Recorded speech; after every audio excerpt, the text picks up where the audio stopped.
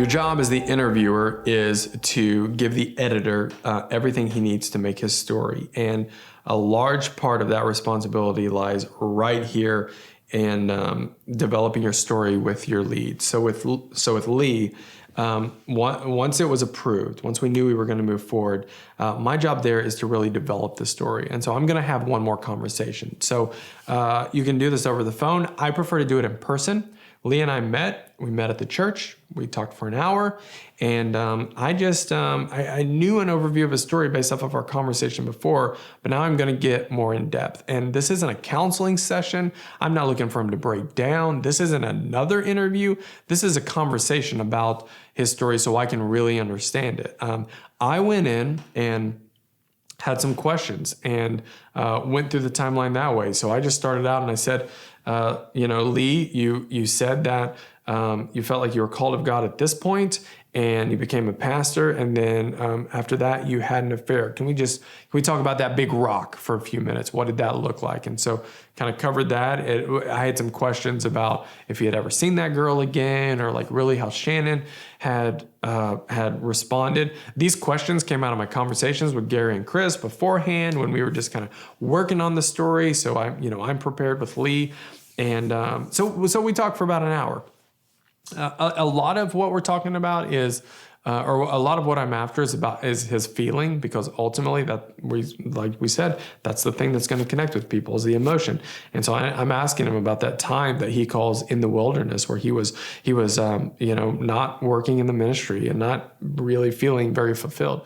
We talked about that a lot. New things came to light.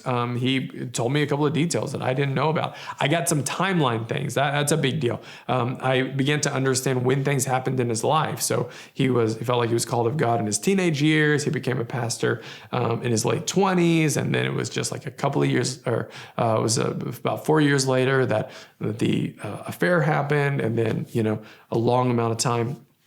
I'm just trying to understand how things happen and in what order. Okay, so after my conversation with Lee, I take a story structure, just kind of the linear, classic storytelling structure, and make an outline of his story, his, where he was and his exposition, what he was doing before he became a pastor, and then that moment when he had an affair. And I'm just writing these things down, just a phrase.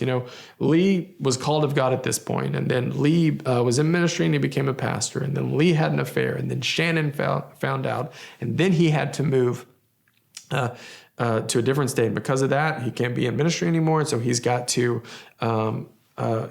just get a ho-hum job that isn't very fulfilling. And then because of that, he felt hopeless. And because of that, he's on this plane and he feels like I don't even care if this plane goes down. That's where he got to, until one day he goes to the mountain and has a moment with God. And ever since that day, things have changed, and God has met him where he's at, and his life has forever been changed. And the moral of the story is, the things that Lee had to say about like, all I need is God. Okay. So that's just an outline, just kind of a 1-page outline of his story. With that outline, I am ready to, update my brief, or just whether I update the brief or not, I'm going to understand the story a lot better. I'm going to take it back to the guys, back to the team, and I'm going to say, this is what I think the structure of the story is. So my cinematographer is on board. Any producers that are going to be on set are on board.